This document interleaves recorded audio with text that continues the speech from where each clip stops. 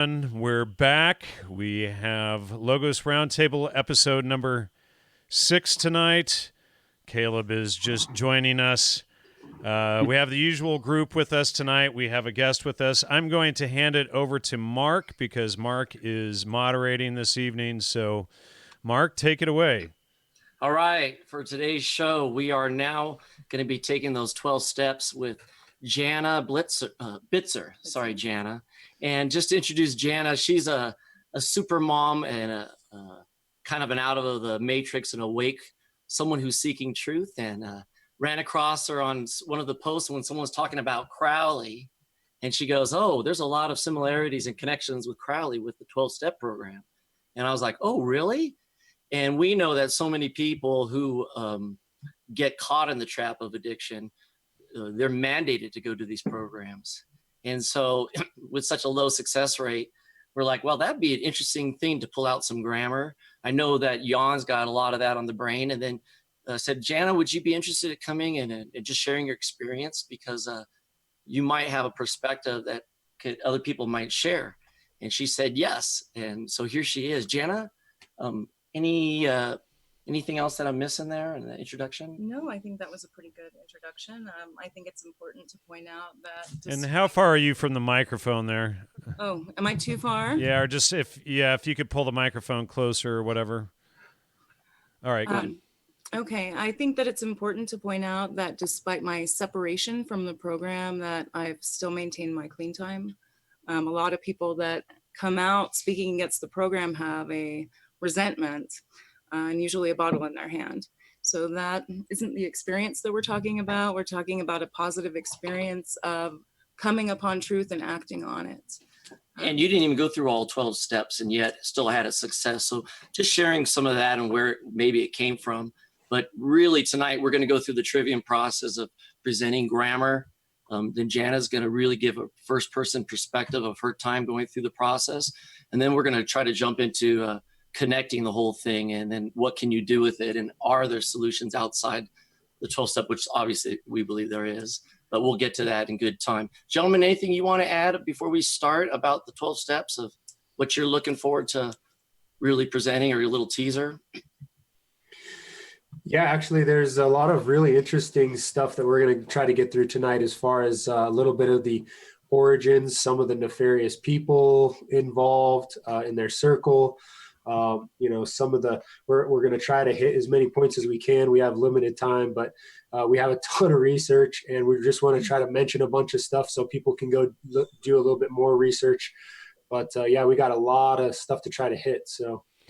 And a lot of people won't be too surprised to hear that some, maybe many, of the nefarious characters that we've exposed previously through Gnostic Media and Unspun and Logos Roundtable, etc., these same influences come up. So we'll try to tackle some of those people as well.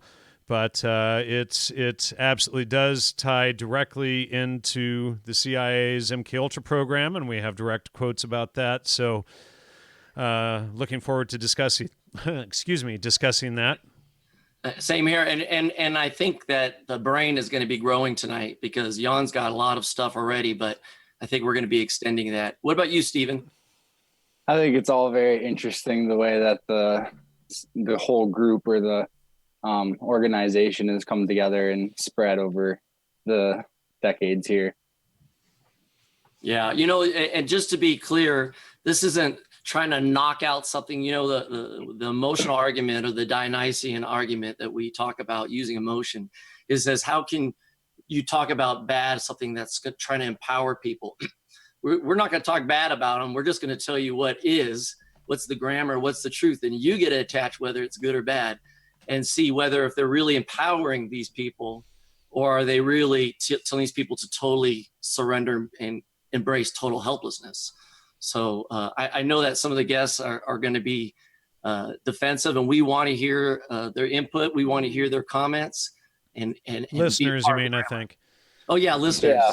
Along with that, just the ritualistic aspects of it and the different practices that went into creating it at the time that it came to be and the different figures. It's all very fascinating stuff if you're interested in learning more about AA or in Well, AA. guess what? The grammar portion clock has started. We have 27 minutes left. So this is the time, gentlemen, Janna, this is the time, not necessarily your personal experience, but any of the grammar. I know that we were talking last night and some of the guys were getting really excited because there was some big mind blown going on. And so let's dive right into it. Who do you want to go next? You know what? If you want to start with you, Jan, with the brain, popping that up. I know All Caleb with the name with Bill, Friends of Bill W is going to be a nice one, but Sure. let's start at the foundation. If we could get at the All foundation. right, so I'm going to pull the brain database up on screen here. We've got Alcoholics Anonymous here. Of course, we've got Bill Wilson. I've got him in yellow. Now, I started researching Alcoholics Anonymous in relation to all of this several years ago. We can see William James over here, who was influenced by Emanuel Swedenborg. He wrote Varieties of Religious Experience, and he was also the creator of the Harvard University's Department of Psychology, and much of the rhetoric or propaganda that we hear about psychedelics today came from his Varieties of Religious Experience. That was, I forget when it was published now, way back, late 1800s, early 1900s it was published. But in his department was Henry A. Murray, the famous MKUltra player for the CIA. Henry A. Murray and these guys did their human experiments on none other than Ted Kaczynski, who became the Unabomber and tried to blow up those people involved in MKUltra and SRI, et cetera, these projects. The infamous Unabomber, he was, in my opinion, actually targeting them for what they had done to him. And so going back here, we have Dr. Humphrey Osmond. He was, of course, and here we go, ladies and gentlemen, those who've been waiting, you didn't have to wait long. He was Aldous Huxley's personal doctor, also involved in both the CIA and British MI6. And he was the guy who first gave Aldous Huxley his first dose of mescaline in 1953. But he's also the one that came up with the adrenochrome theory, which is essentially drinking the blood of frightened people, like vampirism, essentially, and getting the adrenaline in the blood for getting high, essentially. And so the adrenochrome theory is here. Abram Hoffer, Hunter S. Thompson write about that. Hunter S. Thompson and Fear and Loathing in Las Vegas, they have that. They have a whole discussion of it, in fact, for, people can check that out if they want. But so we got some really nefarious CIA people here. Dr. Osmond is who created the word psychedelic. And he also participated in the creation of psychotomimetic and hallucinogen, that were words created by Dr. Abram Hoffer, whom also worked with Bill Wilson and these guys. So Abram Hoffer is here. Yet another CIA Macy Foundation doctor, and he worked on MKUltra Subproject 11. With Dr. Humphrey Osmond, and Osmond also worked on Project 47 for the CIA. So this was all human experimentation that was going on. Now, why is this important? I'm going to pull up a quote here. This is from my article in Theogens, What's in a Name?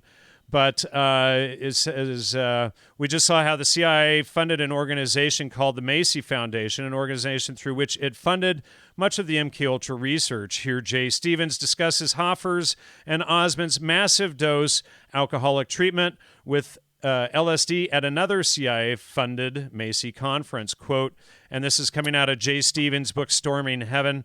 Besides introducing the word that would ultimately triumph in the public consciousness, which was hallucinogen, Hoffer also briefed his colleagues on the startling way in which he and Osmond were now using LSD. And of course, that's Humphrey Osmond. Again, the CIA's, the Macy Foundation and the Macy Foundation Fund, those were large funds that actually funded the CIA's MKUltra program, Now, which... Did those programs fund the 12 step. We're going to get into that in just a second here, because I think it probably directly did, because we're going to see some overlap here in just a second. So Osmond were using LSD. Unlike most of the therapists at the Macy Foundation, they were not using small doses to liquefy defenses, thus defending the time needed for a successful treatment. Using Hubbard, and that's Al Hubbard, the Johnny Appleseed of LSD, using his curious techniques, and he was both OSS and CIA. They had begun giving their patients massive doses and then guiding them, if they could, into the other part of the world where the egos melted and something resembling a rebirth occurred. As Hoffer described it, there was scarcely any psychotherapy involved at all. They came in one day. They know they're going to take a treatment, but they know nothing at all about what it is. And so people can get that out of the entheogens, What's in a Name. Thanks for the support in the audience, folks. But going back to the brain database here, now we can see all of these people are involved in the CIA's Macy Foundation conference. Now, we've got Sidney Cohen down here. And interestingly, Caleb had found this video earlier, and I had seen it before and forgotten about it.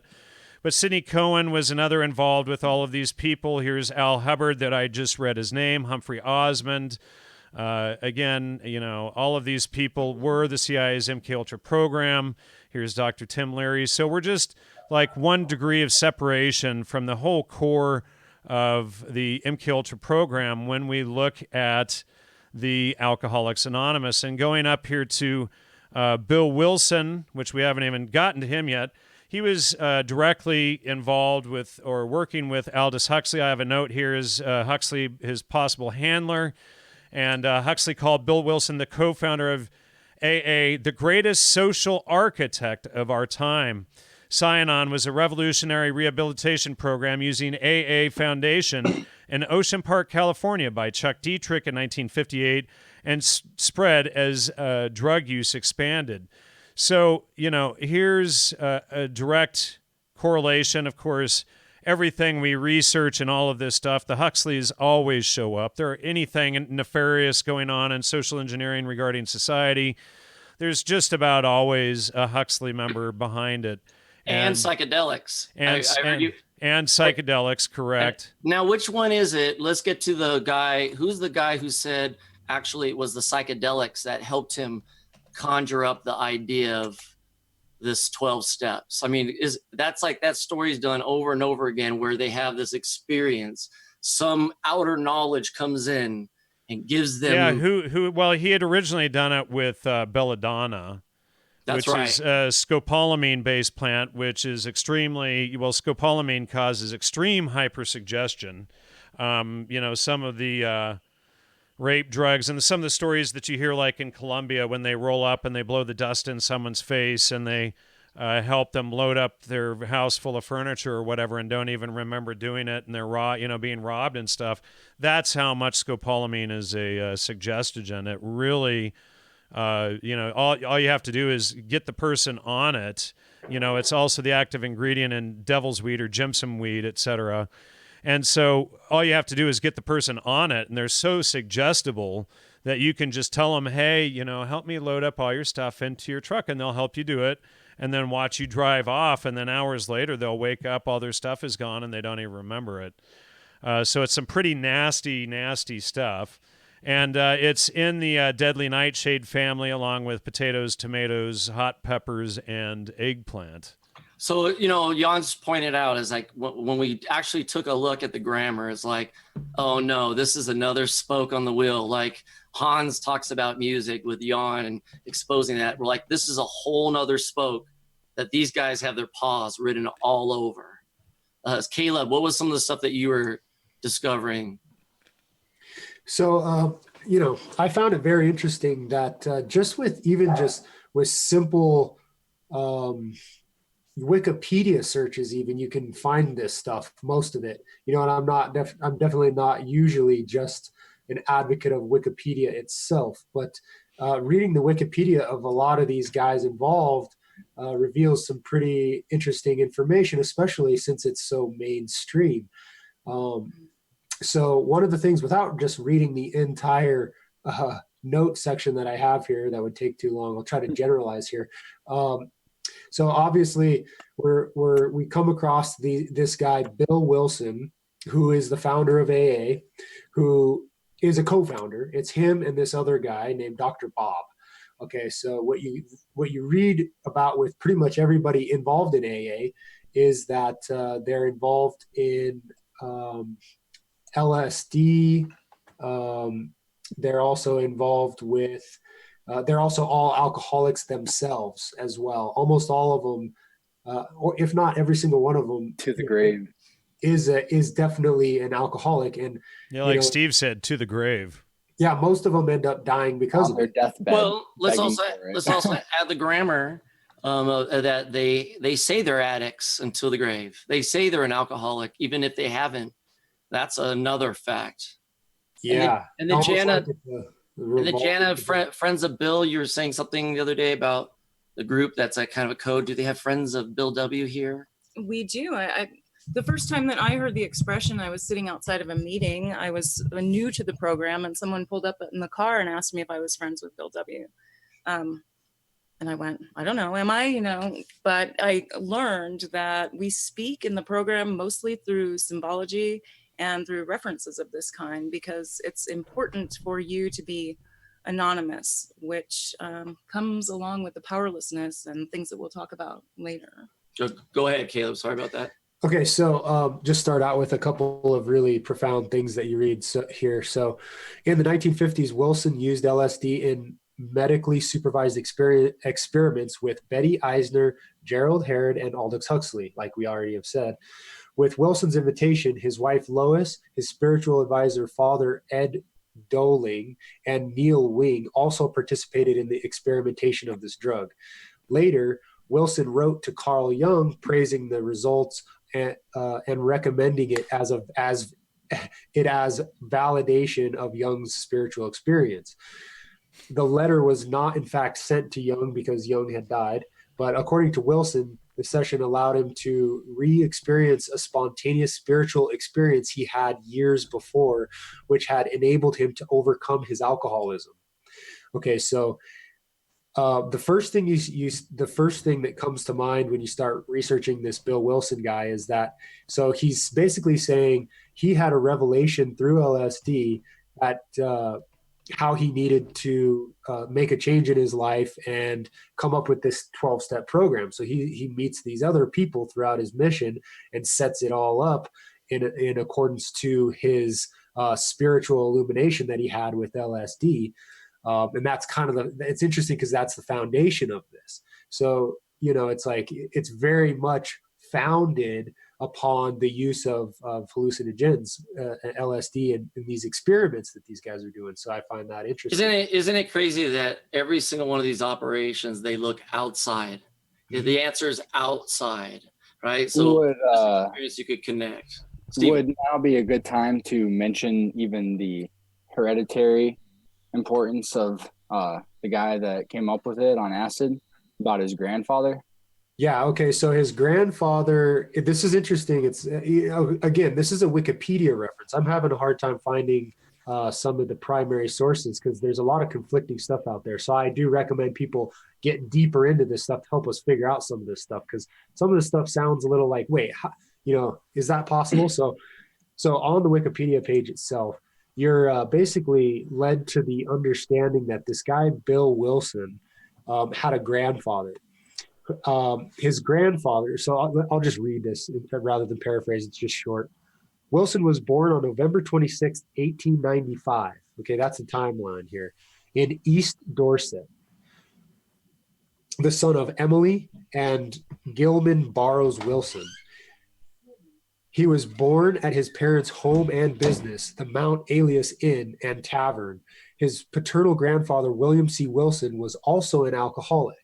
William C. Wilson decided to stop drinking alcohol immediately after having a religious experience when he was under the influence of psilocybin. In a soul-searching hike on Mount Bellows. His grandson, Bill, also felt a very strong desire to stop drinking shortly after sharing a similar experience. So right off the bat, you're like, okay, so it wasn't just the LSD experience that he had. It also had to do with his grandfather taking psilocybin, and his grandfather supposedly took it obviously before Yeah, 1895.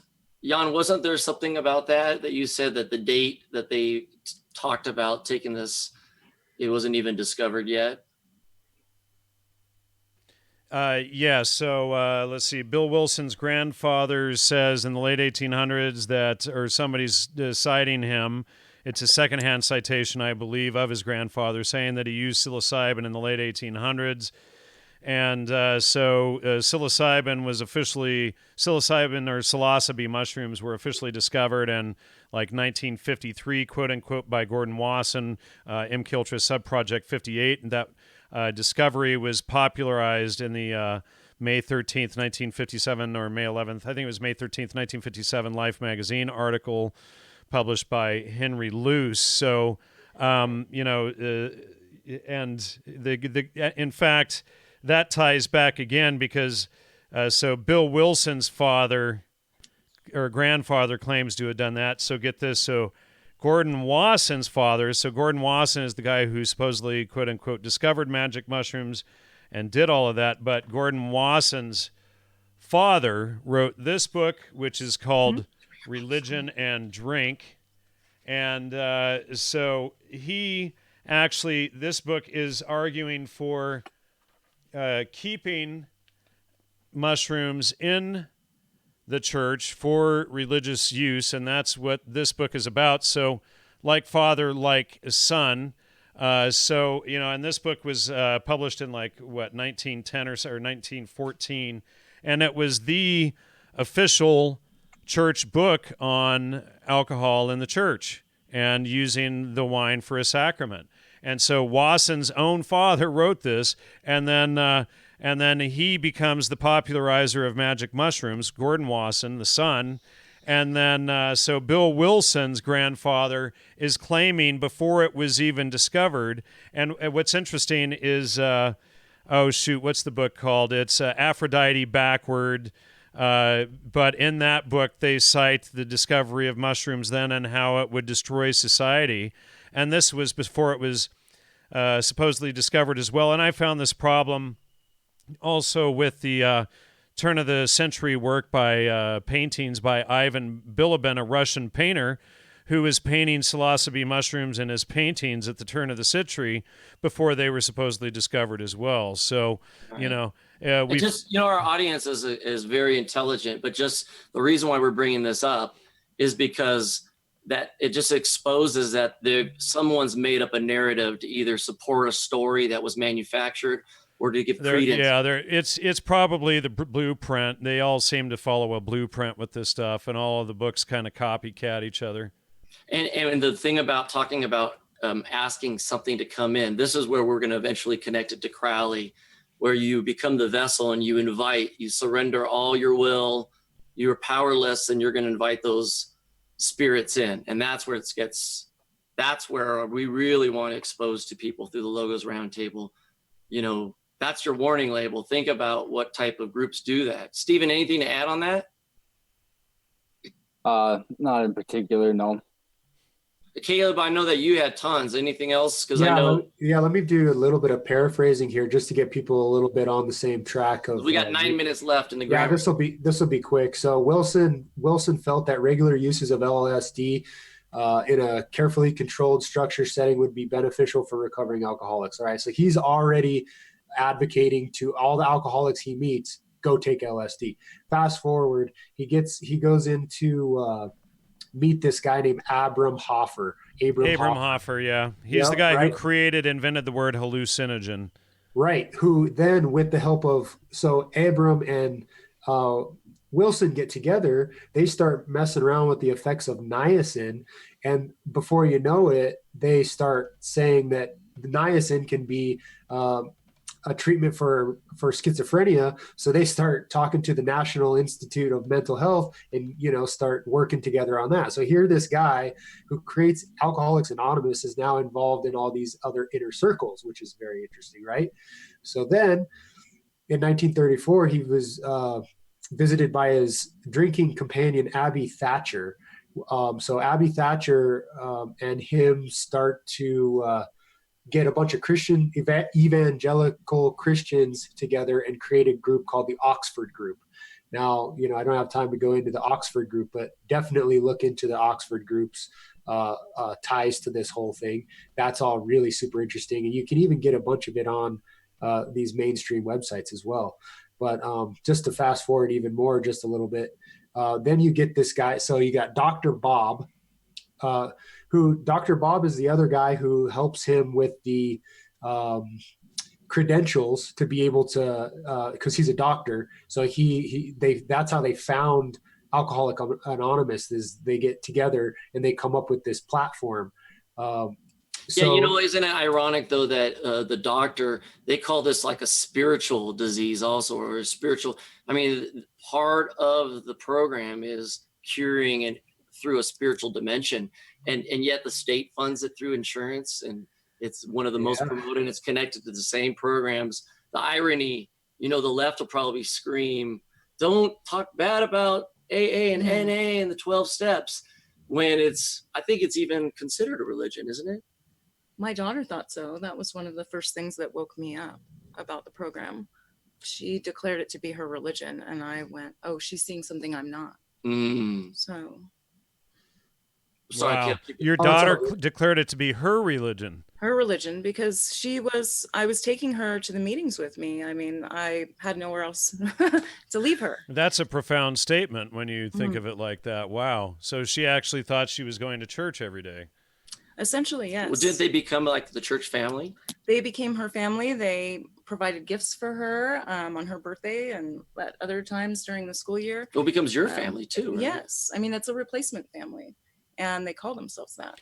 And that's okay. So you just hit the nail on the head right there, because we've done the show on family and we've got part 2 coming up. So you said replacement family. Now this is exactly, and we're dealing. And thank you everybody for the support and the love in the chat. Thanks for all the super chats, and thanks Dave and Polygonal Construction, Brandon Toy, who else? Anthony, all of you in there tonight. But so you, and shoot, now I just lost my train of thought on it. So what was your point? So the surrogate family, this is exactly what all of the same people who they're working in MK Ultra, right? And there are Abram Hoffer, you have Sidney Cohen, who was CIA, you have Humphrey Osmond, who is CIA, Al Hubbard, all of these people, they create the psychedelic revolution that creates all of the communes. What are communes? They're transient or surrogate families. And all of these communes, every single one of them, except the Tennessee farm, who switched to growing soy and selling equipment to FEMA so that they didn't collapse, every single one of these communes collapsed throughout the 60s. So here again, you have another surrogate family. You have this replacement family. They come in, whereas if you had strong family and extended family, that backbone would be there naturally for you. Right. Also, I would like to mention that this is at the time when Christianity is being undermined, like on a much greater scale than ever before. And in the school systems and in the church systems. And so what else could you do to get sober from alcohol? I mean, you can't just go to church, that would be too difficult. Go sign up for this unaware initiated cult program that will teach you these different steps outside of a church setting. And it just distorts it even more from where it came from. Now we're looking into it, and it's all. Well, here's the grammar. Stuff. Part of the grammar is what Stephen says. It's you're actually learning how to become even more powerless. And you talk about inversion. You're powerful through surrendering all your power. So how do you become a more powerful, confident person going through life, facing all the natural law challenges, if your only way to recovery is to surrender and constantly say, "I'm powerless," which we're going to get into when Janna starts to share about her personal experience. We have about 3 more minutes. But gentlemen, I think when we get into the grammar, which is still grammar, when we talk about all these guys constantly talking about calling in a higher power, becoming a vessel, it reeks of same kind of the spiritual weaponization of manipulation. Oh yeah, that's for sure. I just wanted real quick to mention, I think it's important just to mention that a lot of this all had to do with in these times of prohibition. Prohibition played a big part in all of this, and you start to notice a whole lot of patterns with all this deeper research. And when you go through all this grammar, you start to figure out there's all these really weird connections between all the people who are causing prohibition, trying to control prohibition, and then starting a new industry, a whole alcohol industry. And it's kind of similar to what you see in other parts of the world as well. Like a lot of this happened in during the war in other parts, Russia, Germany, and stuff like that. So you can follow these same people all around, and you start to see these patterns. Like there's this guy Frank Bachman who I'm still iffy about. I need to do a little bit more research into him, just as a caveat. But the Wikipedia page says that he's the son of a wholesale liquor salesman and in a restaurant. So here's this guy whose dad is a wholesale liquor salesman, who is pretty much one of the main guys who is a Protestant Christian and evangelicist who is part of the Oxford group, who basically is attributed to the whole 12-step program. So the 12-step program comes out of the Oxford group, according to Wikipedia, right? But then, you start to see, okay, there's this whole thing about prohibition, but a lot of these people are involved in the alcohol industry itself. You start to see some pretty. Let's see the same pattern. What's the same pattern is every time they present an industry, they know that the moral outrage, because those who are still living in truth and natural law will say, hey, this is going to destroy families. So they always create the counter. So there'll be mothers against drunk drivers. There'll be the AA group that's going to counter.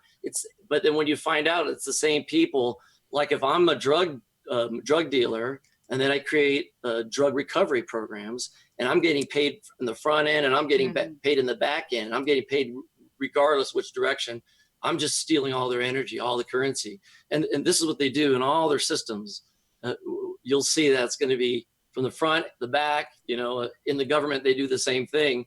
They create the problem, reaction, solution scenario over and over. Now, what I want to do really quickly before we pass it over to Janna for a while here is I do want to show the MK Ultra related cults, and I've shown this on the show previously on other shows, not on Logos Roundtable, but this is the list of MK Ultra cults that we mapped out over several years.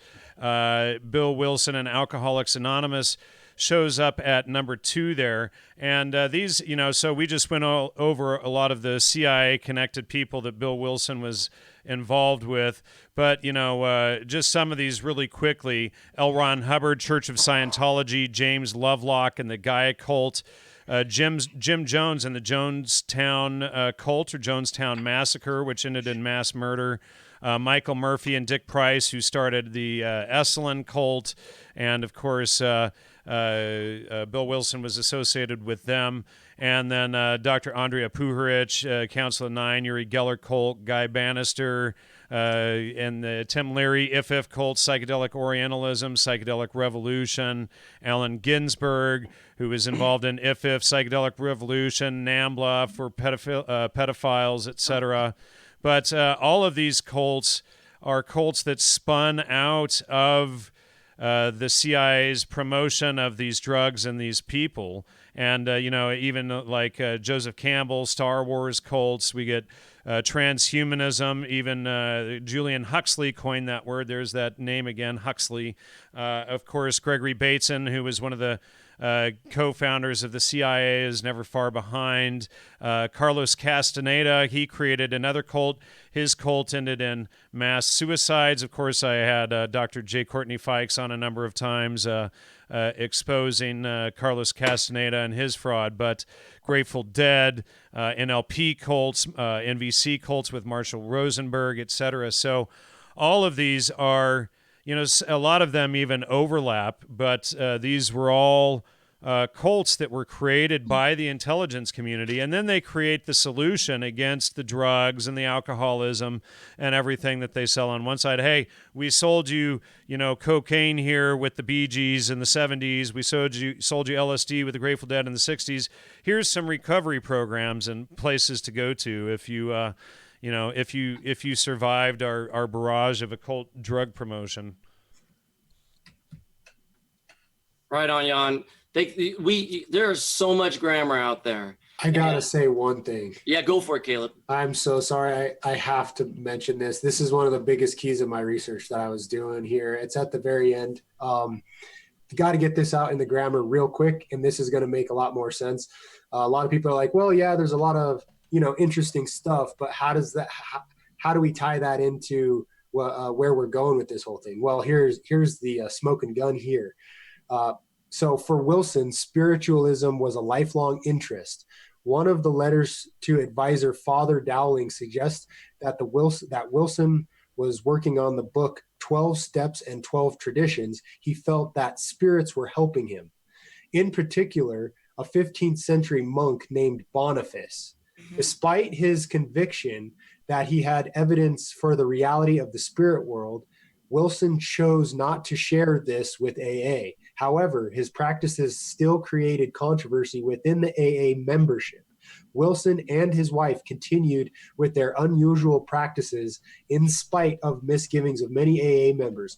In their own house, they had a spook room where they would invite guests to participate in seances using a Ouija board.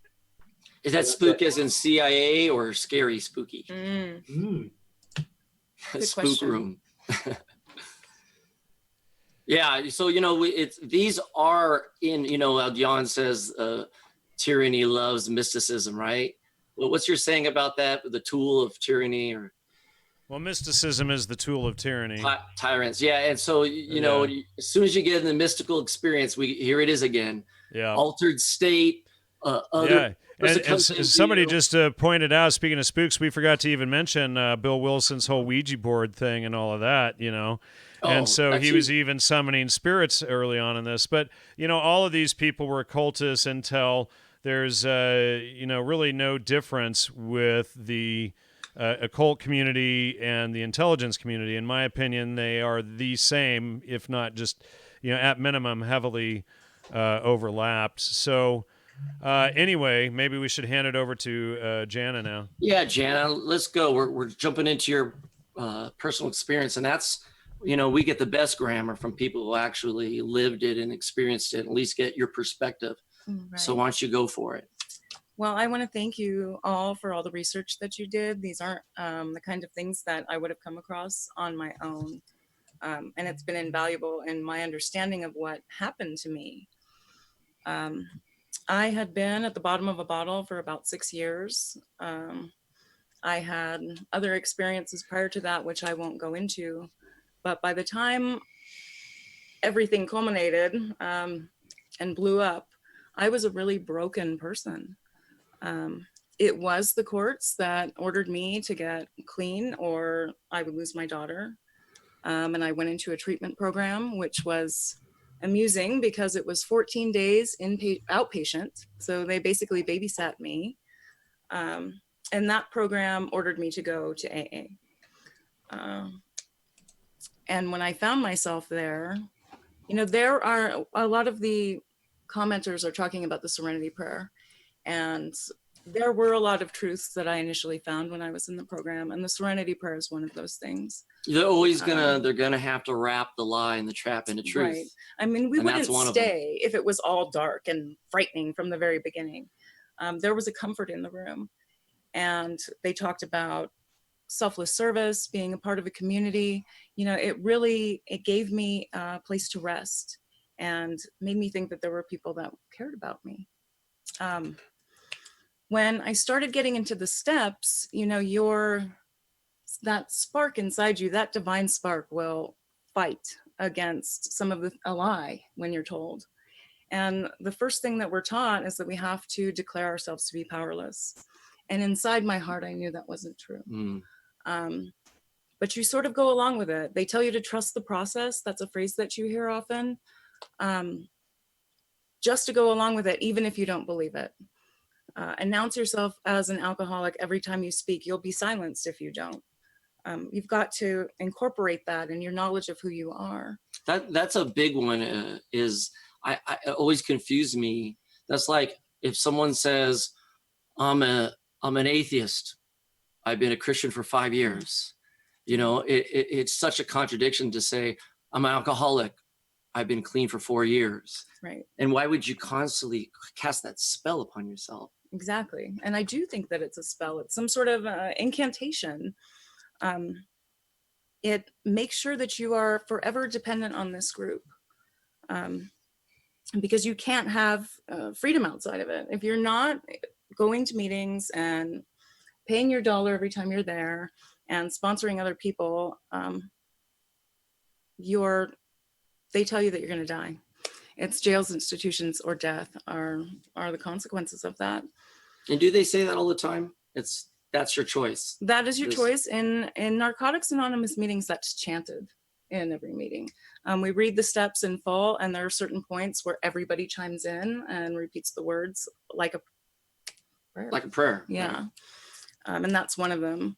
And we end the meetings in Narcotics Anonymous saying, work the steps or die. So there's an explicit and implicit threat. Janna, do you have the Narcotics Anonymous book there?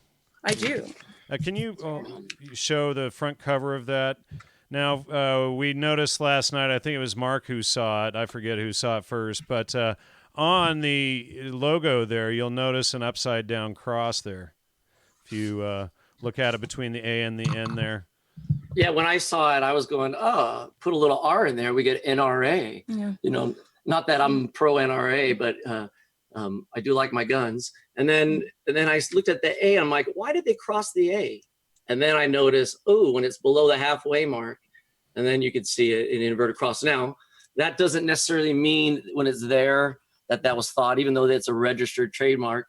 But for those of us in the game of undercovering symbology and the meanings, that would definitely and sigils and symbolism and things like that. Usually things, especially when you're dealing with a bunch of occultists on top of it and a bunch of people working for the CIA and whatnot, you know, and they're working with under the influence of John Dee and Emanuel Swedenborg and others, you can guarantee that kind of symbolism is embedded there intentionally. Hidden in plain sight. Right. Okay, go ahead, Janna. Okay. So first we're to declare ourselves powerless. And then in step 2, we're told that we're insane in no uncertain terms, and that it's some undefined higher power that can help us. All we have to do is open our minds to accept this undefined entity. They like to use the phrase in Alcoholics Anonymous that more will be revealed. And I think that that's a concept that we see frequently in Freemasonry, that as you proceed through the steps, you're going to make certain discoveries, and they're not always positive ones. In step 3, this is where the Crowley connections become most obvious. In step 3, we're asked to turn our will and our lives over to the care of God as we understand him. And in that step, we are asked to say a prayer. And that prayer is, God, I offer myself to thee, to build with me and to do with me as thou wilt. Now, I'm sure that some of the listeners have heard that expression, do as thou wilt. Is the whole of the law, right? Is the whole of the law. So I don't find those under love, etc. But it's it's when you realize Kabbalism, love is on the side of manipulation, so it has to be balanced with logic and whatnot. But yeah, so they use that, and then people not knowing that that there's embedded occultism and Crowley's satanic stuff right there. We just saw the inverted cross. But if they're not familiar with that, they might not catch it, so that's what they're really looking for is people who don't catch it, or people who deem themselves atheist, essentially, which just means they reject logos or truth as God. Well, when I read this in Janna's outline, immediately do as thou wilt came into my mind. And then I'm like, whoa, read that again. And it started off with saying God, and that could be whatever God that you choose, right? Just kind of like the Freemasonry gig. God, I offer myself up to thee. And then it says, do with me as thou wilt. So I'm like, whoa, what if do as thou wilt isn't, hey, do what you want, kid. Don't let anybody tell you what to do, which I always interpreted as. What if do as thou wilt is like that Christian incantation where you're like, I surrender my will to you, God. I'm your slave. I'm the clay. Mold me. What if when they say, it's inverted. Yes, it's do as thou wilt to Lucifer, the one that they deem is going to bring them freedom from the law or the chains of natural law and those nasty, God rules and truth that they have to abide by. So what were some of the cult-like behaviors there that you noticed? And I know there was a lot of them. Well, mantras are one of them. The threats that if you leave, your life is in danger. When we get on Step 4, automatic writing. Step 4 is the automatic writing, and they don't refer to it in AA as such, but you are asked to do what they call a moral inventory, which focuses a lot on your sexual history, on your financial history. You are asked to say a prayer, which is called the set-aside prayer. And in that prayer, the quote is, we are supposed to abandon what we think we know about ourselves, our addiction, and especially God. We take pen to paper and we allow all of something else to tell us what our wrongs are. And then don't they use a ridicule base as well? I don't know necessarily about ridicule. I did experience that to some degree, only when you're suggesting that you might leave or if you're disagreeing. You just say you're going to die. Text. Yeah. You're going to get arrested or you're going to die. But you do have a sponsor, which is also akin to things that we see in Freemasonry, who's there to sort of get rid of your ego. So every time they feel that you are putting up what they call defense mechanisms and not being thoroughly honest, they're supposed to bring that to your attention and correct you. So they're like the teacher priest role. Yes. And I find the priest term fitting when you told me about the one of the steps, I think step 5. It's the next step, right? Once you have written all of this information down, all these horrible deeds that you've committed, you are supposed to speak with your sponsor. Now this happens, you're supposed to do it fairly quickly upon entry into the program. These are people that you don't know. And you are supposed to confess every crime, sin, misdeed that you've committed that you can remember from birth on. Keeping in mind the sort of sordid lives that alcoholics lead, there are people in our program that have committed murder and rape and molested their children, and they are confessing these deeds to a stranger who then has that opportunity to use it against you. I got a question, Janna. Do they say don't do that anymore, or do they just say if you're going to do that again, make sure you're sober? The pedophiles and murderers should be told on, though. Well, yeah, but I think that they have that protection under, when you confess to a priest or within the other construct, therapy or lawyers. Do they have to tell? Are they protected? Oh, well, they're not mandatory reporters of any kind. I mean, what the motto is, what happens here stays here. And so, yeah, it is sounds like Vegas. Right. And it is like saying it to a priest. I mean, they have no obligations to report. Well, see, to me, that you're connecting a psychic connection. There's a psychic leash connected when it's like laying in the coffin for Skull and Bones, right? And we know some of our presidents have done this, and they lay in the coffin and all their brothers around and they talk about all their deviancy and it's recorded. And it's just like what they did in Nixon, right? You got to confess all your deviancy, your left-hand path behavior, and they have it on film to record it. But when you do so, you're eternally connected to them. You are almost entering a master-slave relationship. And that's why when you confess to God or you confess to the person you jacked up or lied to, you're not a master slave, because confessing it to God is just living in truth. Right. And telling you I wronged you is not making myself a slave to you, but telling somebody else all the things you've done. Right. So do they really tell it all? I mean, do they? Well, they'll tell you if you don't. The phraseology is that anybody who doesn't complete a 4th step specifically and a 5th step is going to drink again. So if you really want to, and most of us are desperate when we get there to stay sober, you're going to do it.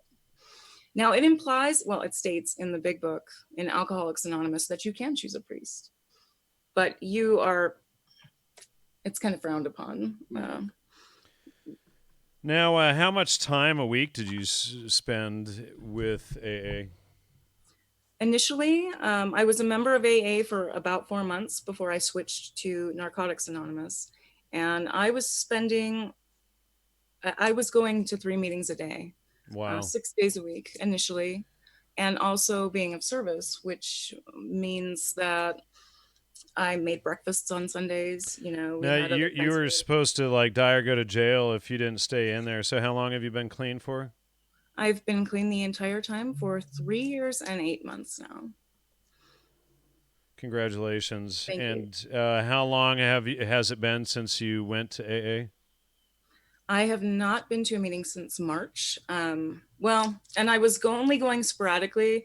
I had service commitments that I felt I had given my word that I would complete this task, and so I did. But my participation was minimal. And now, Janna, you said that the topic of sex and the energy of sex was always prevalent at those meetings. Can you expand upon that? Well, in addition to our having to expose ourselves in the 4th step, there's something that's notorious in both programs, which is called 13th stepping. And when you get there, especially if you're a woman, you are going to be preyed upon. Somebody mentioned it here. There's been articles written. One was recently in the Orange County Register about a woman who got raped by someone in Alcoholics Anonymous. This is very prevalent, that you are seen as somebody that's vulnerable, a woman that's vulnerable. And we are, Now, I just found it interesting that some of the people I've talked to who've been in the program would say the thing that they really focus on is the addiction.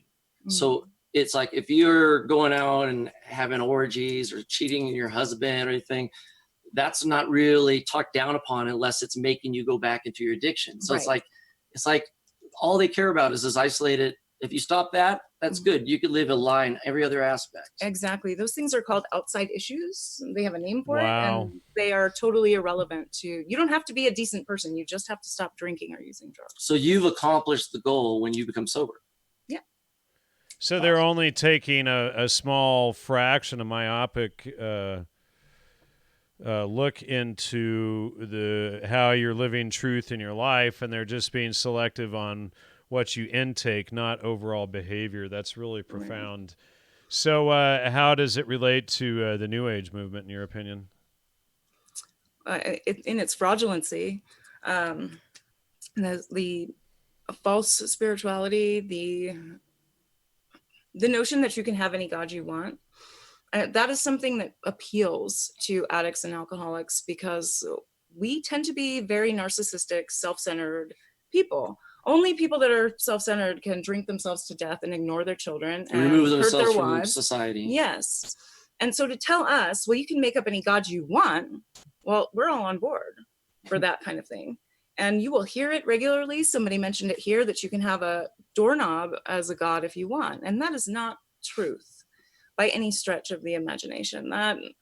This notion that God is a fiction that you've created is related to the New Age movements where we're all God. Here's the interesting thing is that when you talked about the writing where you empty yourself of your image of God. So like in one part of their mouth, they're talking, you can have any God you want, but then they say, abandon all your preconceived notions. Right. And then they said, allow something to come into you.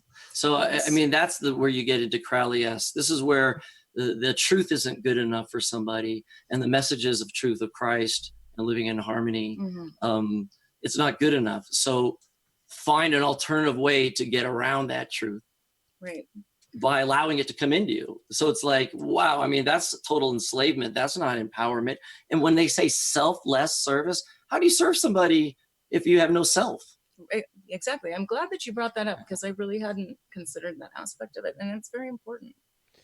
Yeah, somebody's I want to bring this up, and I had a note here to bring it up. So somebody in the chat had brought up, ibogaine and ibogaine treatment from the iboga plant that the Bwiti use, and it's primarily used for heroin and opium addiction. It totally interrupts. It's a psychedelic, which totally interrupts the addiction patterns. I did a show called Clean years ago with the leading ayahuasca or iboga expert on that. Yes, it does work. There is some evidence. I think it's like 70% effective for heroin and opiate-related addictions, and like 15 or 25% for alcohol and cocaine. But I just wanted to mention that since people are mentioning it in the thing. Also, another thing to bring up, we talked about spooks earlier, but alcohol is spirits, and so it's like when they extract the alcohol out, you're dealing with the spirit of the alcohol or whatever. There's probably other interpretations there as well.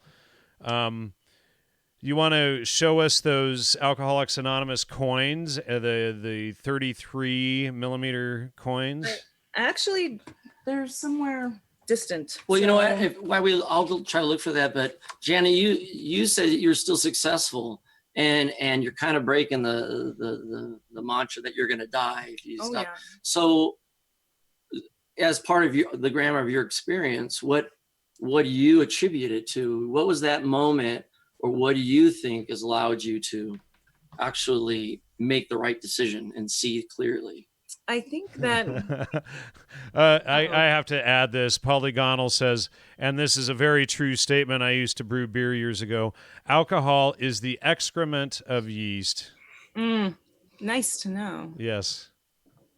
I did want to mention, since you just brought in the topic of spirits, someone asked what was the connection to Jung and Bill Wilson, and Bill Wilson had become familiar with a theory proposed by Jung that when you drink, you're having competing spirits, that you've accepted one that is evil and it's competing with your God-centered spirit. And Wilson really focused on this. And he thought in his letter to Jung that he had found a way to counter it, to extricate the spirits through the use of LSD. So you could get drunk as much as you want, and then the spirits won't enter you, or you just won't even drink anymore? That you wouldn't have a desire to drink, though Bill Wilson asked for a drink on his deathbed after his use of LSD. So I don't think that worked out for him as well as he had planned.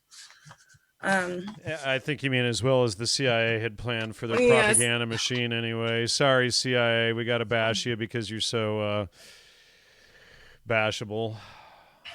Well, listen, it's so easy because you just invert anything that's true. Yeah, well, they're low-hanging fruit, So easy once you simplify. If you stay in all the complexities of all their theories and machinations and word salads. That's Yeah, well get it put. down. Let's look at how it's low-hanging fruit, but yeah. Once you see how they operate, it's like, oh, come on, this again. So a lot of people are saying that it's when people are really weak, they're open to this God thing, and you're absolutely right. When you're weak, you're open up to God, and you're open up to the weaponization of God, and you're open up to God, which is truth, which we've said so many times. So when you get that God is truth, or you could say truth is God, and when you put truth first, then the rest follows. How are you treating your temple, your body? You go in your temple and spray paint on the walls. Are you taking good care of your temple? Are you taking good care of your body? Are you eating healthily?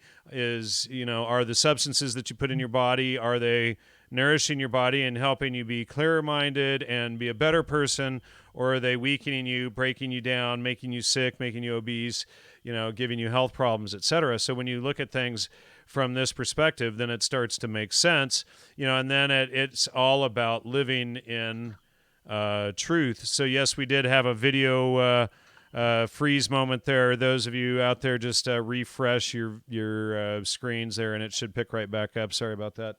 But anyways, the whole reason why I was saying about living in truth is that when you scrape everything down to it, those who try to escape the natural consequences of truth are going to become schizophrenic. they're going to become unconscious, because when you can't differentiate what's real and what's happening, and you start saying it's a disease, it's my great grandfather's genetic problem, and I can't control it, and I'm insane, and if I wasn't, it's like, yeah, it is insane. And then there is a physiological thing that attaches to it, and now you're really screwed, because now you're and you have to stop living in the past. It's like, okay, forget about your past behavior, forget about what you did in the past, focus on what you can do from this moment forward.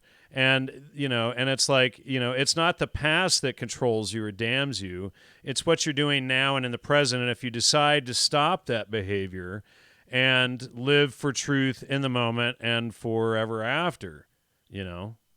So Janna, what was it? You mentioned something that you had this aha moment. I think almost everybody who tries to live in truth has that moment where it's like Saul of Tarsus getting hammered, right? And then it's like, oh, your humility, or either you're so low in your life, or something happens where you're humble enough to allow the truth to seep in. But what was that moment for you that you thought, and you told us that was you felt was the transformative thing, not the 12 step necessarily for you?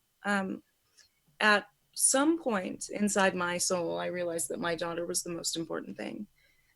Finally, family became the most important thing. And I think that happened when I was told there was a possibility that I was everything else falls into place. Right. And when I asked God to help me be there for my daughter, God said yes. And at that point, you were an atheist, correct? Like, yes. There was no preconceived notion of God. No, there was no real preconceived notion. I hadn't been, a churchgoer ever, even as a child. So Brandon says AA and NA literally teaches you not to live in the past. How does that work if you're an atheist praying to a God? I was that desperate, and knew that I was that broken. And I think it was just divine intervention that. And you had talked about, you had an experience. Why don't you talk about that for a minute? Which experience? Well, you had a religious experience, essentially, I think you mentioned. It was it was really an odd experience, because I decided that I was going to pray, but I was embarrassed to do it inside my heart. I waited until my daughter went to sleep. I snuck out of bed with her, and I got down on my knees and asked God to hear me.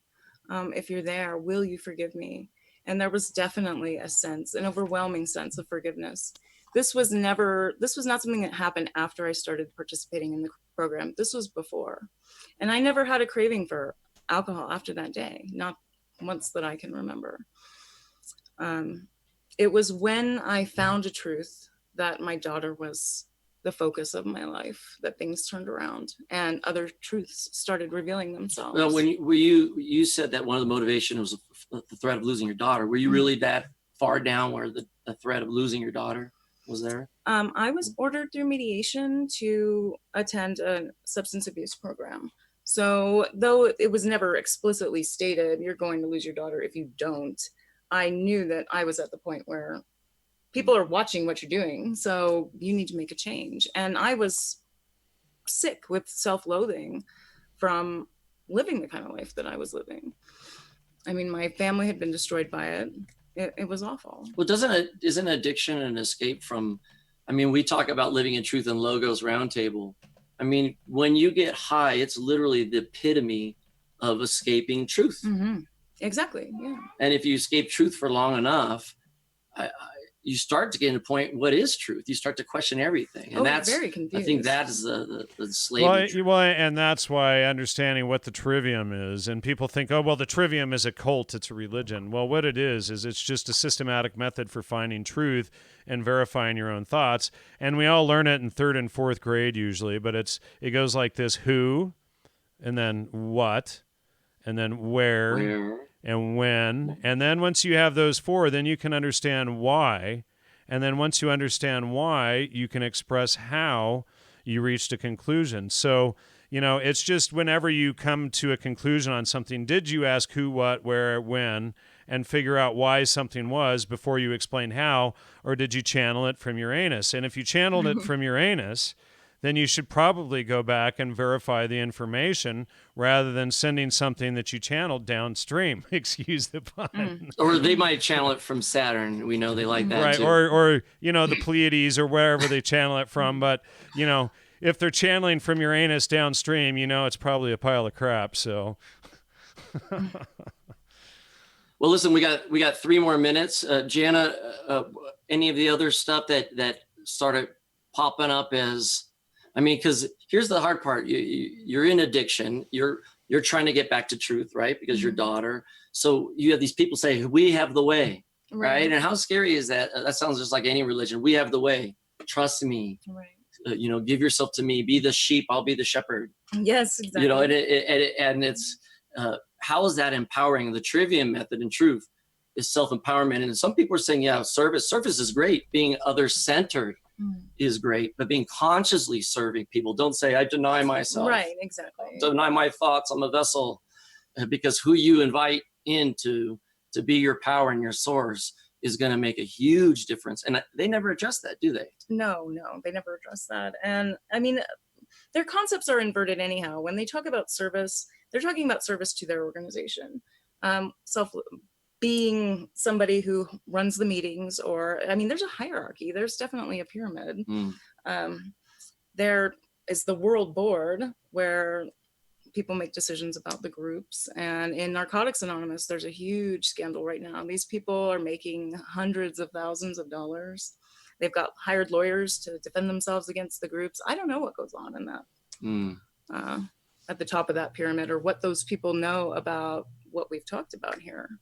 You could be sure there's a lot of money. Did anybody capture how much money goes through our insurance companies? Because it's one of the approved programs. In fact, some of the mandated programs through our legal system and through our medical insurance that's included. I just know the whole industry is a $37 billion industry. The treatment of addiction that doesn't really get too many good results. I had a couple of links posted in the email about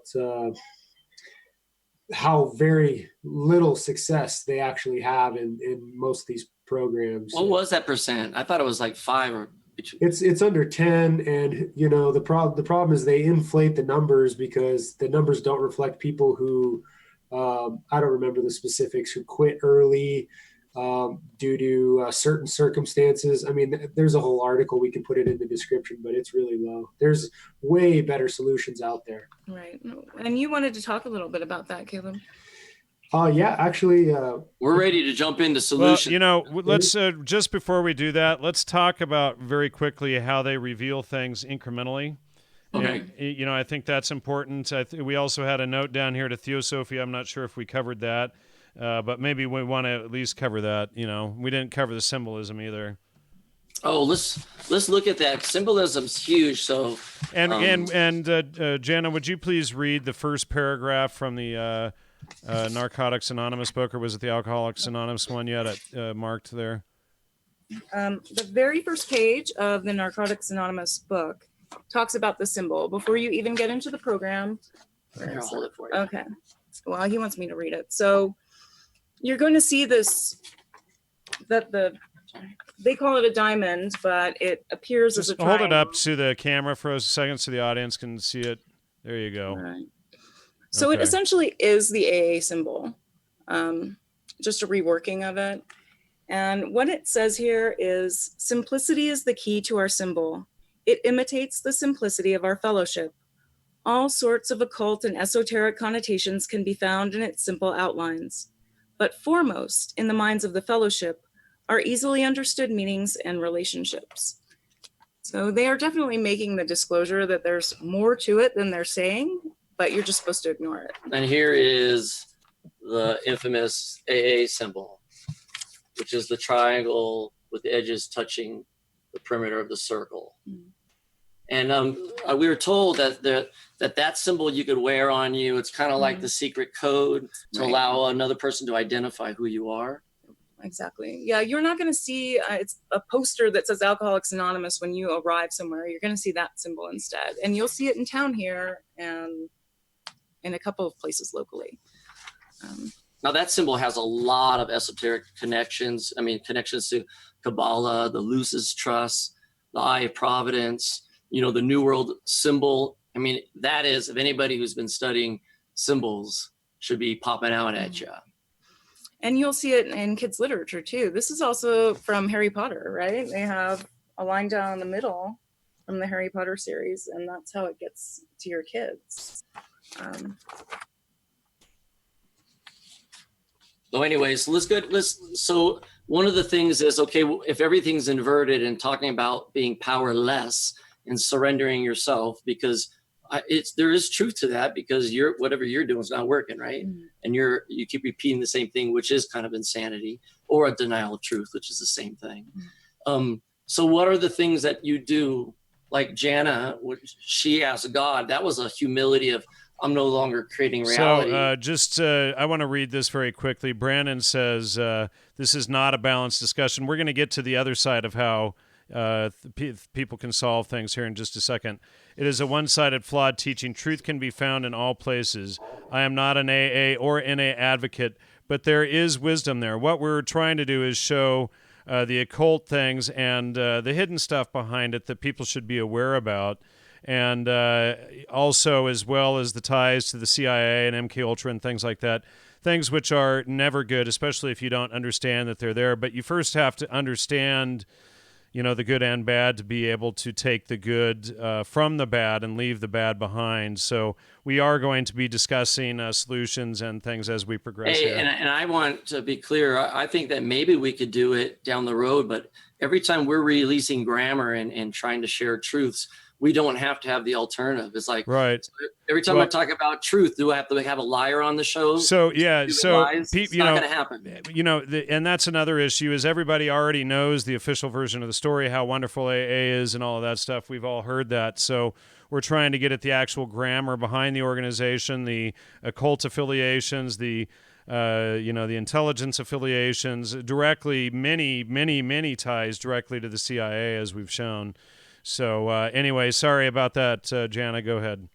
Oh, it's okay. I mean, I did receive many benefits, and I know a lot of people who are good people who participate in the program. But you could pull somebody out of any cult, and they would tell you the things that they gained from participation. Friendship and learning to love, and there could be any numbers of things. That doesn't mean that they should continue to participate. As soon as it turns into something where you're relinquishing your own mind, that's it, because we've talked about it so many times. You got to understand, your reality occurs between your temples. Mm-hmm. So when you surrender that to someone else, to an organization, or even conjuring a spirit, right, you are really enslaving that mind, that psyche, and you're asking for a whole heap of trouble because you're going to be in conflict with truth. Right. I mean, there's a laundry list of benefits that I received. Taking spirituality seriously is something that I learned there because I was open to it at the time. But the opposite side of that is that when you take my daughter was 6 and 7 at the time when she was participating mostly, and she goes, wow, this is a religion. She's seeing something that I'm not. Even though part of the mantra that we repeat every day is that it's not a religion, but you're going to find God. There's that inversion. Well, it's probably not any of the standard religion open up to other people that they think it's the Christian God or the truth God. Right. So... Stephen, you've been silent. I don't know if you struggle with any kind of addiction or have friends going through it, but being one of the youngsters living in truth, do you see that amongst peers? Do you see that, when you were going through school, was the temptation to escape reality and just have fun? Was it the same as it back in the 70s and 80s? At least the stories. Yeah, definitely. I've even known a lot of people that have gone through NA and AA, and I don't know if it's just because people are kind of wonky to begin with, or if it attracts those types of people, but they've always been kind of odd from my point of view.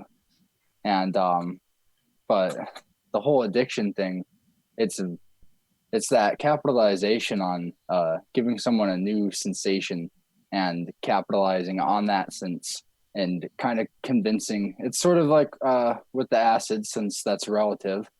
You can look in the YouTube video for a conversation on LSD, and they talk about how it wasn't even because it was a good drug. It was just the word of mouth from it. It gave these people such a wow experience that they wanted to keep going back and doing it again, even if it's not necessarily a good thing.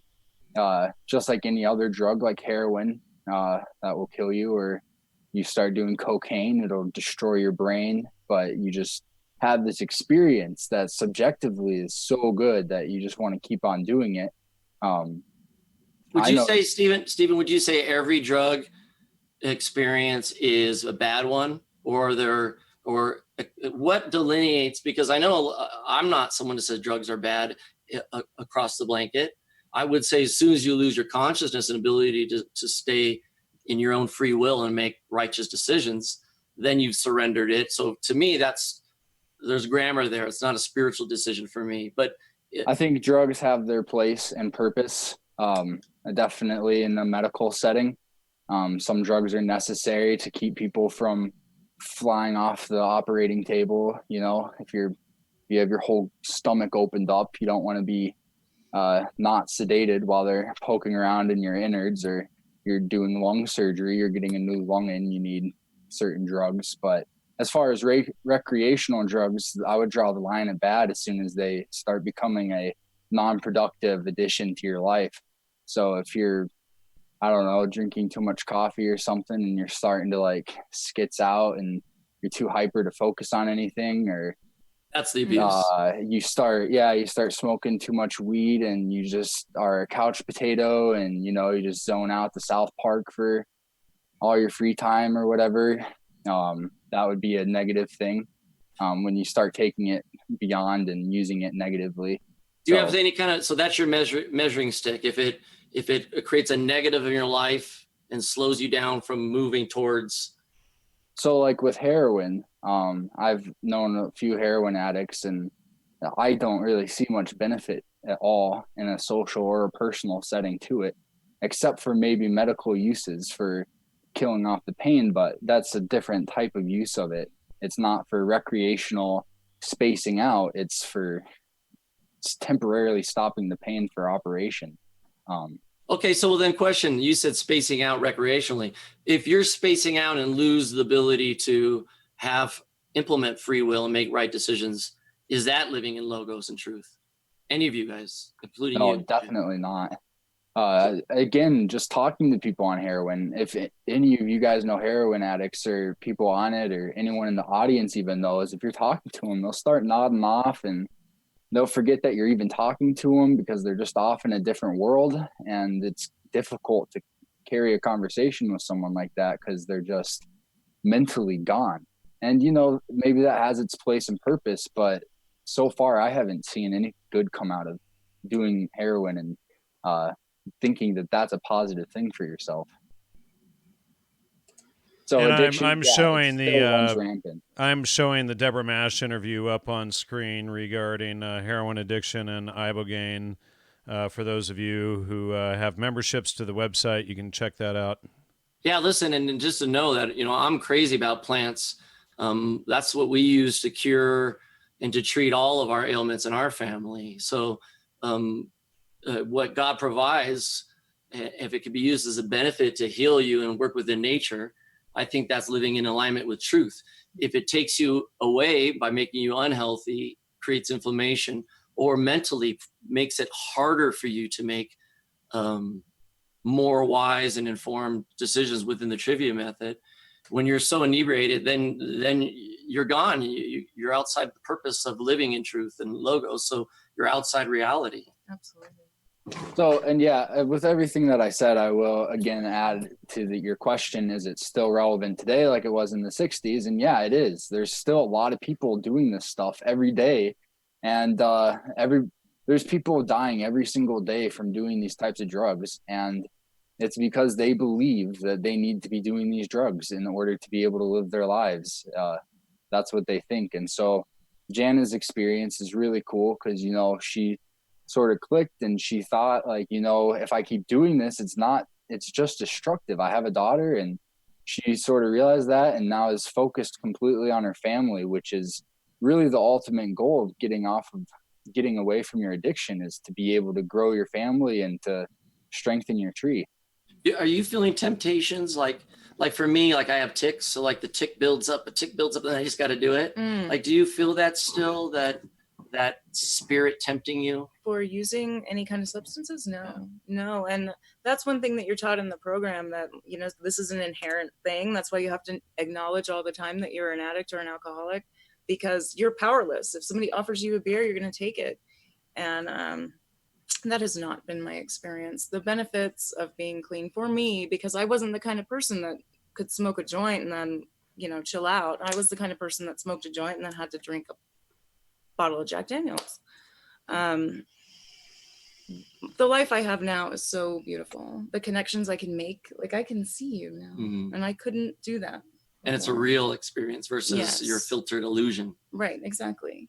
So, You know, I think that once some people do have that behavior, and if you're going to live in truth, that if I take one, I'm done. My best friend, right before I got married, was that guy. You take one sip, the whole bottle's gone. And the truth, using logos and living in the trivia method, would say, hey, for you, you can't take one sip. Exactly. For me, I could have a glass of wine, and that's not even damaging. That's still living in truth.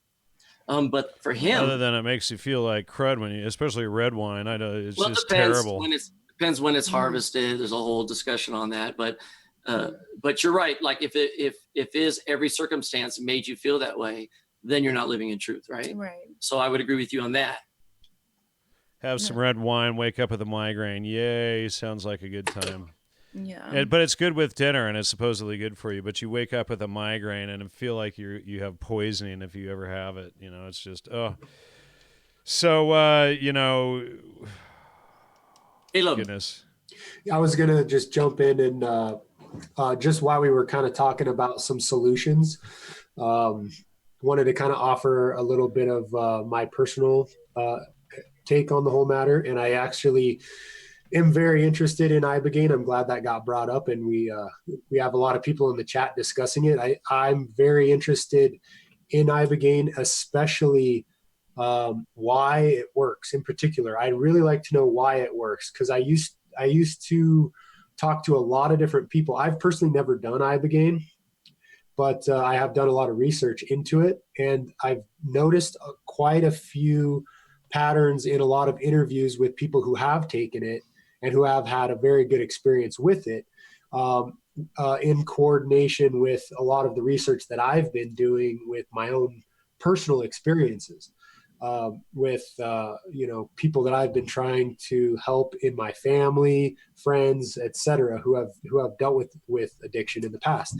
And one of the interesting things that keep coming up in all circles of my research is the psychological aspect to it all, involving dealing with one's own personal pains, stresses, hardships, and traumas within their own life. See, as far as I can tell, a lot of people who've done Ibogaine say a very similar, there's a lot of research saying that it just blocks a lot of the receptor sites and stuff like that, and allows you to kind of see through some of that influence that these addictions have over you. A moment of clarity, so to speak. But the really interesting stuff to me is when people start talking about how they cry for hours and hours and hours. They'll cry for like 24 hours, and they'll just release all this stuff. And you interview them while they're on it and while they're afterward. And, you get these common themes where people say, I just didn't even realize that was affecting me so much, and I finally let it go. It's like some deep seated trauma in their childhood. So I find that very interesting, because a lot of psychology, not necessarily Freudian in particular, I'm not the biggest fan of Freudian type psychology. More, I am interested in a wide variety of it, and the stuff that works in particular, that you see the best examples of people who have actually fixed these problems in their lives. A lot of them say that it has a lot to do with self-work. You do this self-work on yourself. It's not this. So that's why I'm interested in this discussion about the Alcoholics Anonymous and stuff, because these programs are telling you to look outside yourself.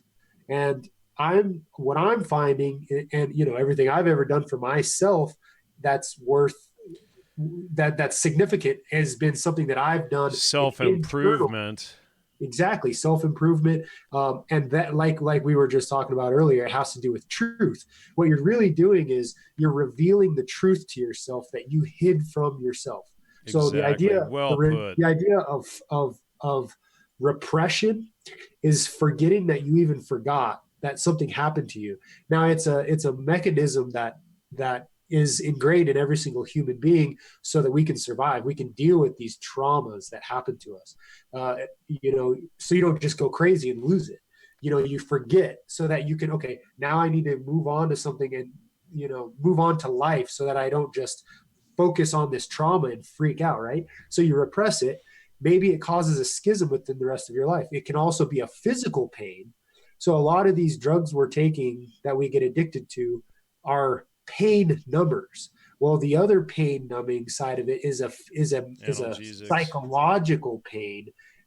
So all these addictions, I'm interested in the root cause of them, not necessarily in treating the symptoms like most of these groups do.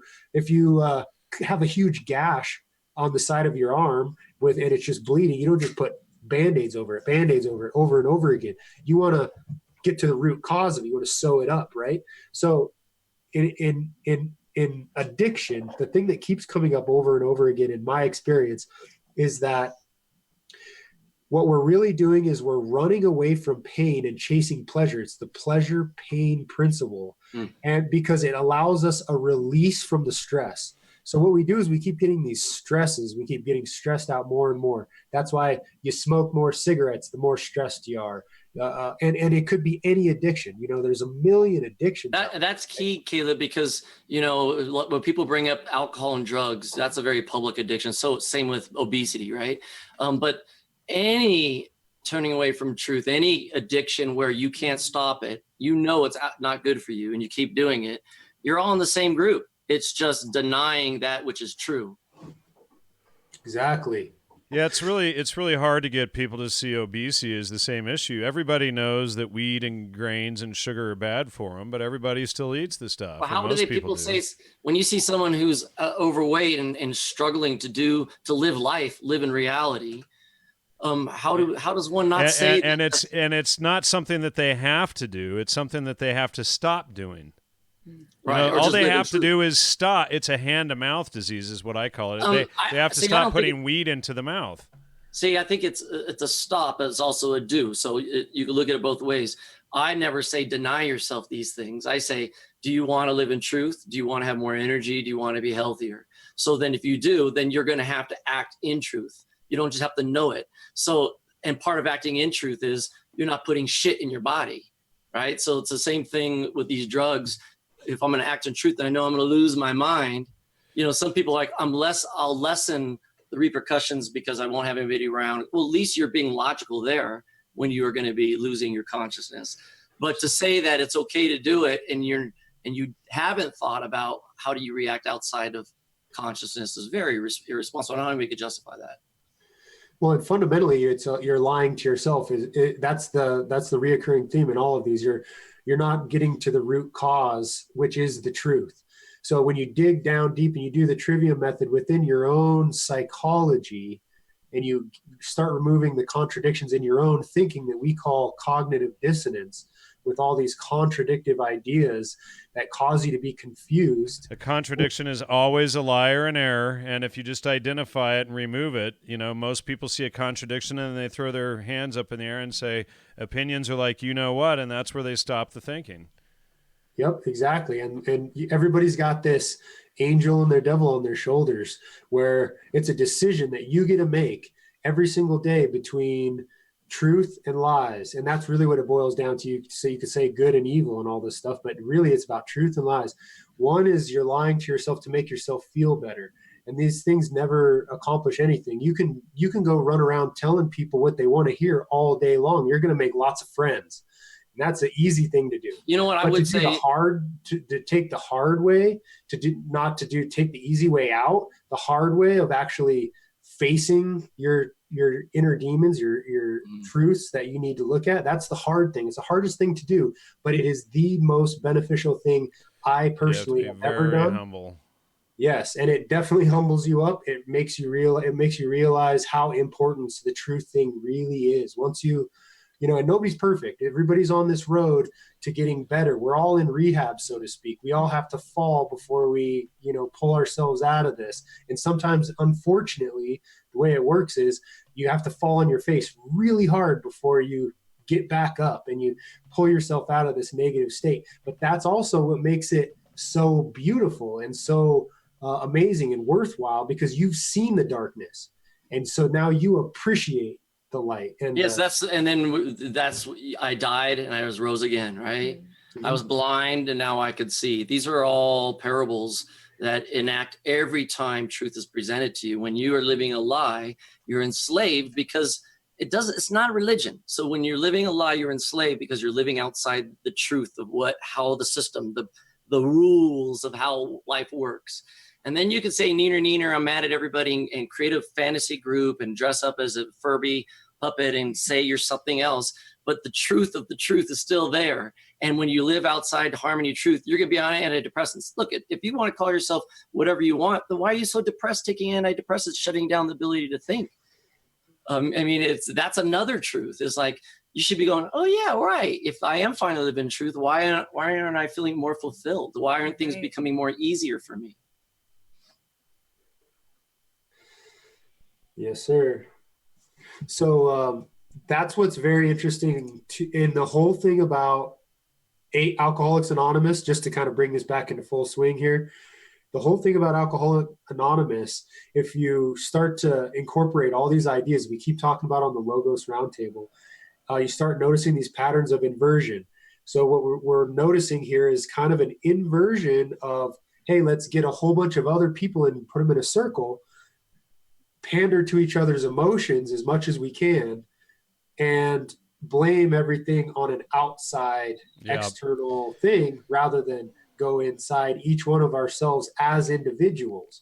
I wouldn't have a big problem with Alcoholics Anonymous if it was a whole bunch of if it was a community of individuals that were preaching individualism, growth based on to truth, each other. Yeah, if they were talking about truth and how you had to go do the self work for yourself, I wouldn't have a big problem with it. But the problem, and the power is within you. Exactly. It's the same old thing where we're giving away all of our power, our willpower in our own and responsibility. We got to take responsibility for ourselves. We can't blame anybody else and blame, But living, I just want to say though, because I can see contradictions coming up right now. Part of living in truth is that you're such a weak person, you haven't lived in truth for such a long time, you're not going to know what that looks like. So, having someone who can help you, having your brother or another believer seeking truth to show you what it looks like and to be there as a support. Just because you say, I want to live in truth doesn't mean it happens, because you're going to have to constantly reevaluate, constantly reflect and eat humble pie. So it's not a quick process, and any addiction and anybody's living outside truth is the addict, just like the alcoholic that's blowing their life, or the porn addict who's blowing their marriage and their sex life and their psyche. So outside of truth is death, right? So and that was the truth they're telling you. And you might be able to delay it, like when you said that doesn't do anything. You know what it does? It delays truth. I postpone it. I'm going to postpone it, so I don't have to address it. But everybody who's ever turned around eventually has to face truth, don't they? Oh yeah. One of your commenters is referring to the fourth step, where they do talk about taking a moral inventory and focusing on yourself, but really you're talking about all of your wrongs that you can remember, which is a really important point that you made, that a lot of what's going on inside of us is repression, repressed memories, denial. and focusing with a piece of paper after you've said the set aside prayer on all the horrible things that you've ever done, from the time you cussed out your mom to, you know, when you cheated on your husband, that isn't necessarily going to cure you of your problem. You know, you really have to get back to the source of why you were the person that cussed out your mom, you know? Or was there something that your mom did, and does it just switch the whole situation or whatever, and that needs to be looked at as well.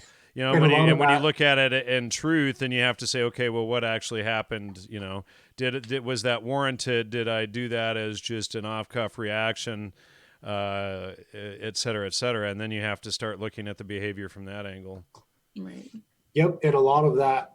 I don't know about you guys, but in my own personal life, the thing that has worked best for me is when you actually go do these self-growth things, where you see the root causes of things that happen to you that you may have not even thought that it was that big of a deal to have such a big influence, to have these little defense mechanisms pop up later on in your life.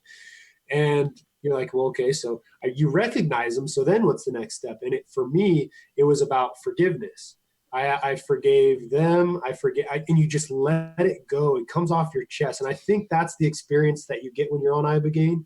I don't know for a fact, but I think that's what's the big thing that's in common with a lot of these people. They finally let go, and it's a very relieving. It's like a monkey off your back. Mm-hmm. And then, you know, it's the hardest thing to do.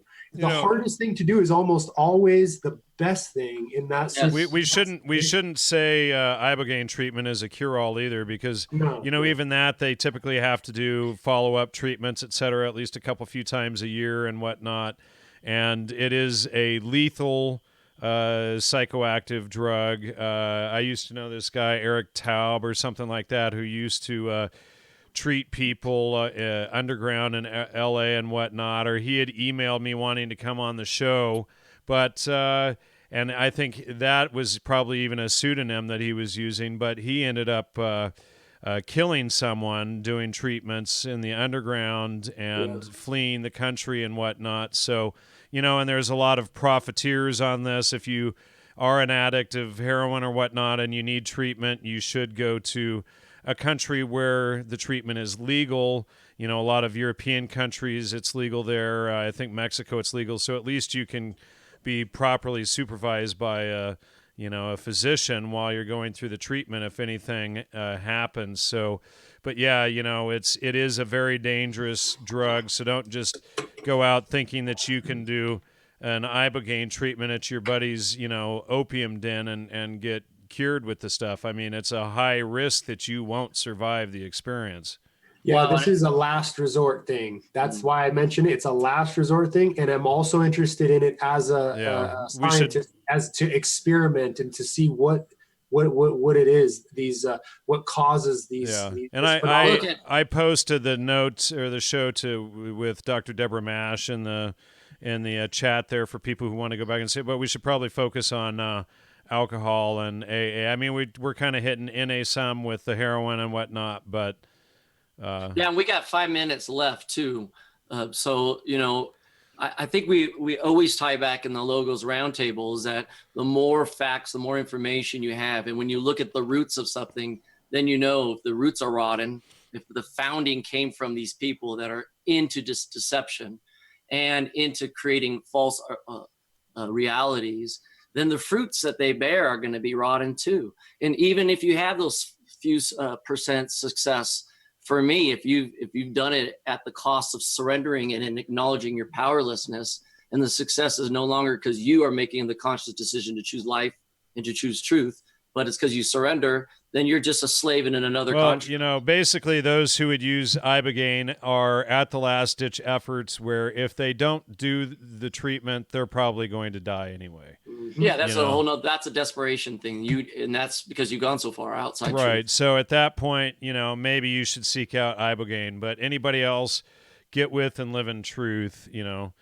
So and you know what's hard? Find somebody, right? So like, you know, I was cracking up with Janna and with you guys, right? I'm like, oh, thank God for the internet for this sense, because we're such a small percent. First of all, take the small percent of people who can't be hypnotized, 15%, right?